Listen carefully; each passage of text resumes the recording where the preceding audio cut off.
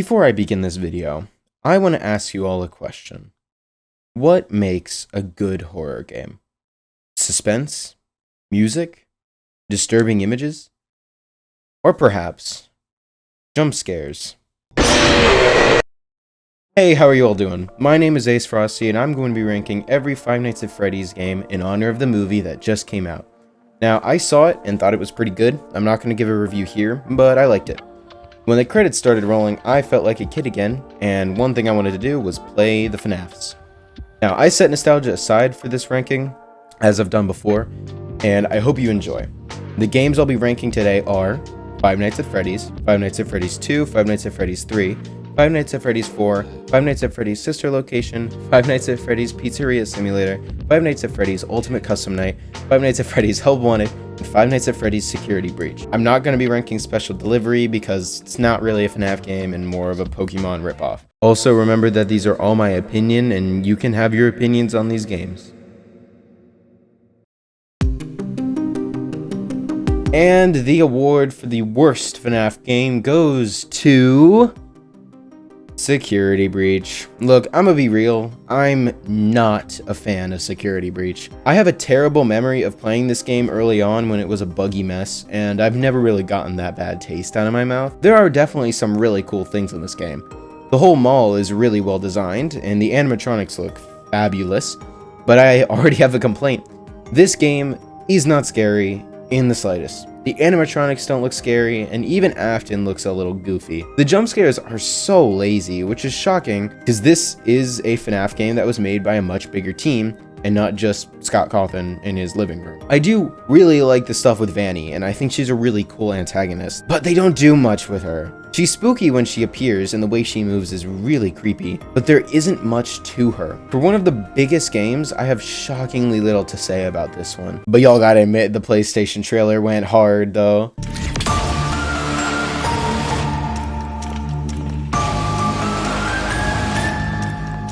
The Ballora music? Alright, Five Nights at Freddy's 3. Good things first. I think this is my favorite Five Nights at Freddy's story. Personally, I got the good ending, and it is one of the sweetest and saddest things I've ever seen. The idea of freeing the kids' souls is so heartwarming and devastating at the same time. The story builds off the first two perfectly. Also, how great is the spring lock scene? It's mentioned pretty early on in the voice lines, and it's the thing that kills Afton. Like, I love that. I love the secret minigames, and the way you find them is really fun. Also, I think the design for Springtrap is one of the best in the franchise. Just such a cool and gruesome design. I think this game has some of the best music in the franchise, specifically the Shadow Bonnie minigame, which has some sort of angelic music that just portrays so many emotions, like grief, sadness, happiness, loss. It's just so good. The good ending also has some really great music.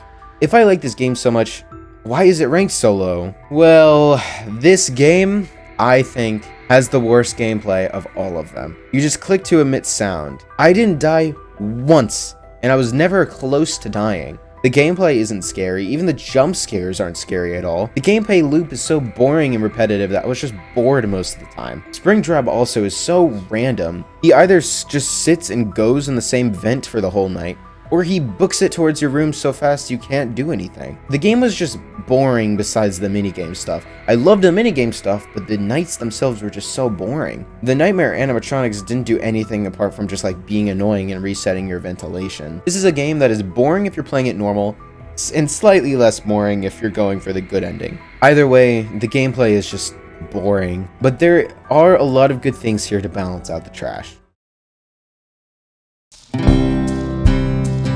Look, I see how a lot of other YouTubers leave Ultimate Custom Night out of rankings, and I completely know why. It's not really a game connected to the FNAF franchise as a whole. It's just a big custom night. I ranked it so high though because it can be really fun. I don't really ever play it, but I still see the appeal of this game. And no, I did not complete 50-20 mode, y'all. Y'all are crazy. I fondly remember Daco completing 50-20 mode and getting to do an interview with Scott. Good times. The problem with this game is there's just really not much to say about it, but it is really fun if you like get into it. But yeah, overall, there's not much to say, so it's kind of a quick little entry. Alright, FNAF's sister location. Now we're getting on to the really good ones. Honestly, I feel this one is super underrated. I love a lot of stuff in this game, but I'll start with the bad stuff. I hate the Funtime Freddy minigame. It's so tedious, and if you die, you have to go all the way here, through below our gallery again, and listen to all the dialogue. It's just so annoying. I also don't love how short Night 5 is. It's a great ending in Night, but it's just so short compared to the other nights. Also, Night 4 kind of sucks. It wasn't too hard for me because I watched like a video guide, but doing it originally, like the first time I played this game, this night really sucked. I hated this night. Alright, that's basically all the bad things. On to the good stuff. This is the first FNAF game, to my knowledge, that has a dedicated score and voice acting, and both of these elements shine and work so well for the tone of this game. I personally love the voice acting for Funtime Freddy, Circus Baby, and Afton the best. Also, I think it's cool to have Afton introduced in this game. A lot of people don't like how the game took the lore from the books, but I personally like it quite a bit. I think it fits. I love the designs for all the animatronics, especially Ennard and Funtime Freddy. I love how the technicians are seen hanging in Night 5. It's just so unnerving knowing they're in the room with you while you're trying to run through. It's just so scary. Also, the lore behind Circus Baby is so twisted, and I just think it's genius.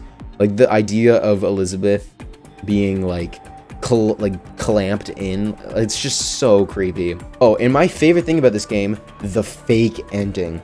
I love this ending. The ability to go back into, like, a traditional Five Nights setting so easily is so great, and Ennard is so scary. I love Ennard's design, and I think they are just such a cool antagonist. Also, this ending has some of the best visuals and music in the entire franchise. The music for this section goes so hard, and you cannot convince me otherwise. And then the final shot with Ennard just crawling towards you is, it's just so creepy. Yeah, this is a great and super fun game overall. There are definitely some bumpy nights, but most of the time, it's super fun, you guys. The first FNAF game. What an icon this game is. This is a really good game. There is a reason it exploded. The gameplay is simple, but it can still be challenging, especially towards those later nights. And the lore. Honestly, I love the story and lore this game puts forth. It's not too complicated, and it's just so creepy. Like, the ideas of kids being murdered at a rip-off Chuck E. Cheese and being stuffed into the suits is horrifying. The ambiance is perhaps oh my gosh. The ambiance is perhaps the best in the FNAF franchise. The environment is so creepy and realistic. It's like a nightmare scenario we're in. The music and the noises just blend together perfectly to create a haunting environment. Also, I love Scott Cawthon's voice as Phone Guy. His voice just sounds so genuine and fits the character so well. Also, the character designs are so realistic. This is probably the most realistic FNAF game of all of them. I think the game felt a little easy, like a little too easy. On my first playthrough, I died quite a bit, but for this second replay, I didn't die at all. Also, fun fact about me is I tend to hum or whistle the music of whatever game I'm playing. Like, recently I played Doki Doki Literature Club, and so I was like humming Your Reality and Sayonara. But for FNAF 1, I was humming la la la la la la la la la. This is a great game that I come back to every once in a while. An iconic game of a lot of people's childhood. And it's a game I cherish quite a bit. Also, can we admit that the Living Tombstone song rocks? Alright, FNAF 6, also known as Pizzeria Simulator. I love this game. Honestly, there isn't much bad about it. I don't love the 2D intro and outros. I kind of feel like they don't fit the vibe of the game, but that's about it. I really like the tycoon aspect of the game, and I love the advertising behind the game. Not like the advertisements you get in the game, but like the actual advertising of the game itself. Like, there was no advertising of it. I remember coming home from school and seeing Dan TDM's video on it, and I was just stunned. The silent advertising is so good, and it's honestly similar to Doki Doki's lack of advertisement. Is that 2 Doki references in one video? Jeez, man. This is the best looking FNAF game by far. Every model looks clean, and the environments are where the 3D shines. It just looks so good. The best part of this game is the ending. The Certificate of Completion ending is one of the best endings to any game ever. The music is so tense, the visuals are just so disturbing and satisfying, the lore significance is huge, the voice acting by Dave Steele and Heather Masters is incredible, the way Cassette Man interrupts Elizabeth is so good, and the little beep that goes off is, oh, it's so good. The way the fire slowly fades in along with the temperature marker, the line, "Although for one of you, the darkest pit of hell has opened to swallow you whole, so don't keep the devil waiting, old friend." ooh, it's so chilling, and it's so satisfying to see someone say that to Afton. While Security Breach kind of shat on this ending by making Afton come back, I think this is the perfect ending to the Five Nights at Freddy's franchise, and one of the greatest FNAF games of all time. In communication.